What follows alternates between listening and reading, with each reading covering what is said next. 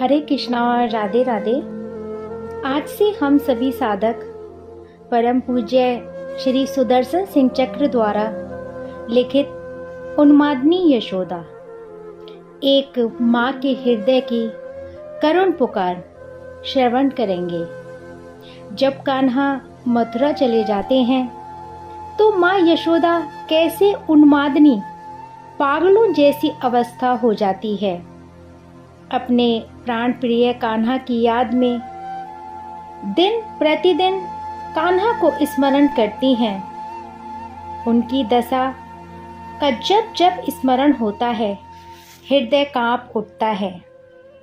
उन्मादनी पगली मैया मेरी, कन्हैया ने तो पूरे ब्रिज को उन्मत्त बना दिया। गोप गोपी, गोप बालक, बालिकाओं की चर्चा व्यर्थ है। ब्रिज में तो गाय, वृषभ, बछड़े बछड़ियां, मृग कपी, सब पशु पक्षी, कीट पतंग, भृंग नंद नंदन के प्रेम में इस कन्हैया के विषम वियोग में उन्मादनी हो गए। इस सबकी अधीश्वरी श्री ब्रजेश्वरी उन्मादनी हो गईं तो बड़ी बात क्या हुई। उन्मादनी यशोदा अपनी इस पगली मैया की बात करने चला हूँ। मैया को अप्रसन्न होना, रोष करना आता ही नहीं है। आशीर्वाद या स्नेह की वर्षा उसका स्वरूप है। इनकी उससे मांग नहीं करनी पड़ती है। वह प्रसन्न होंगी, हंसेंगी। शिशु के इस प्रश्न से श्याम को कैसा लगेगा कह नहीं सकता, किंतु मैया के स्नेह में मैं अकेले कृष्ण का कोई ठेका है। मैया है मेरी पगली मैया, अतः मैं उसका स्मरण करने चला हूँ। श्री सुदर्शन सिंह चक्र। प्रसंग है उपक्रम।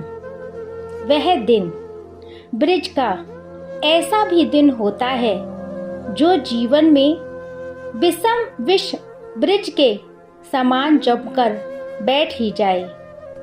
ब्रिज जन जीवन में उस दिन का विष जमकर ही बैठ गया और उसने सभी को उन्मत्त बना दिया।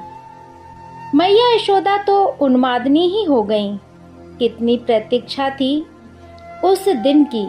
तनिक खटका होता था और मैया द्वार की ओर भागती थी। दिन में अनेक बार सेवक भेजती रही थी। देख आओ कि मथुरा से बैलगाड़ी आ गई है क्या। श्री ब्रजराज को मथुरा गए बहुत दिन हो गए थे। ब्रिज में तो लगता था कि युगों बीत गए हैं। गोप गए थे, प्रधान सभी गोप चले गए थे ब्रजराज के साथ, और बालक तो कोई ब्रिज में रहा ही नहीं था। सब मथुरा चले गए थे। पता नहीं वहां ब्रजराज क्या करने लगे थे। इतने दिन भी कोई अपने घर से दूर रहता है भला। पता नहीं बालकों की क्या दशा होगी। वे संकोची बालक कैसे रहते होंगे नगर में। वहां कौन मनुहार करके कन्हैया को खिलाता होगा। मथुरा से संदेश आते थे, कोई न कोई चर प्रतिदिन आता है। राम श्याम वहां मथुरा में प्रतिदिन आने वालों को बसाने में लगे हैं। ब्रजराज को महाराज उग्रसेन तथा वासुदेव जी आने ही नहीं दे रहे हैं। अब कल आवेंगे, लेकिन यह कल है कि कभी आज नहीं बनता है।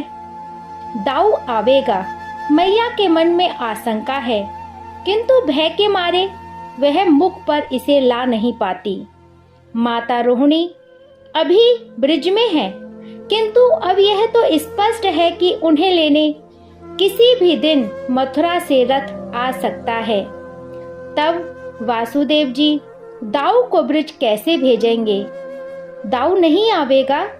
मैया आगे कुछ सोच नहीं पाती। दाऊ के बिना कन्हैया कैसे रहेगा। मैया से अधिक इसे कौन समझ सकता है कि कन्हैया के प्राण बड़े भाई में बसते हैं। नींद में भी वह दादा दादा ही पुकारता है। लेकिन अब दाऊ ब्रिज में कैसे रह सकते हैं? संभवतः कन्हैया अपने बड़े भाई के कारण ही मथुरा रुका है। मैया का अपना समाधान है, श्याम रुका है, अतः ब्रिजराज गोप तथा बालक भी रुके हैं। कब तक काम देता यह समाधान? अंततः ब्रिजराज को ब्रिज तो लौटना ही था। कितनी विषम विपत्ति लिए वे लौटे, वर्णन में नहीं आ सकता है। दाऊ और कन्हैया के बिना ब्रिज लौटना। ब्रिजराज के सकट के साथ नंद द्वार तक दूसरा कोई नहीं आया उस दिन। पशु पक्षी कपि तथा सकटों को देखकर दौड़े थे, किंतु फिर जैसे सब उत्साह मर गया। सब जहां के तहां रह गए। बालक गोप अपने गोष्ठों को ग्रहों को मार्ग से ही चुपचाप चले गए।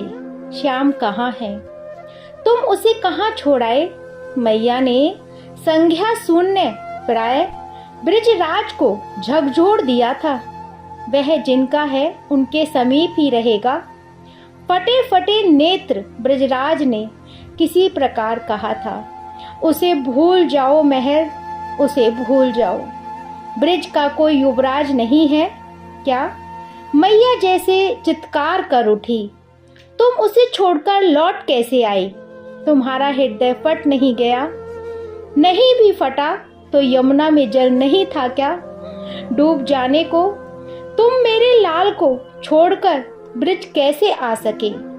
महर मेरा लाल ला दो मुझे, जिस परम सती ने संपूर्ण जीवन पति के संकेत का ही प्राणपण से पालन किया था। पति की उपेक्षा जिससे स्वप्न में भी संभव नहीं थी, उसके मुख से ऐसे कठोर शब्द निकल पाते यदि वह उन्मादनी न हो गई होती।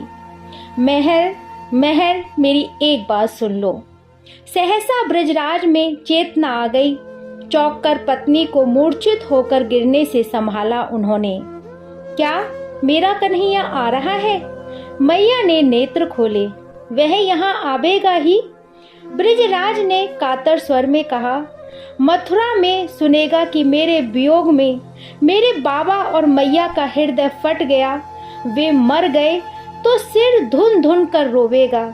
नहीं नहीं महर नहीं। मैया ने हाथ धर दिया बाबा के मुख पर। मत कहो, यह सब मत कहो। उसके कमल लोचनों में अश्रु आवे, यह असह्य है मुझे। यही असह्य होने से नंद नहीं मर सका और यहाँ लौट आया है। बाबा ने कहा तुम्हें भी जीवित रहना है, इसलिए वह सुखी रहे, प्रसन्न रहे। हम दुखी हैं, रोते हैं, यह सुनकर भी दुखी ना हो। यह करना है हमें महर, यही करना है। अच्छा महर, मैया ने तो कह दिया, किंतु वह उन्मादनी हो चुकी थी। उसका वह स्नेह उन्माद ना होता, सचमुच वह अपने कान्हा से युक्त जीवित रह पाती। कैसा प्रेम है यशोदा माँ का कि न जी पाती हैं न मर पाती हैं और अपने लाला की प्रतीक्षा करती हैं, और प्रतीक्षा ही उनका जीवन है। इससे आगे का श्रृंखला कल हम सभी साधक श्रवण करेंगे। जब तक के लिए हरे कृष्णा, राधे राधे।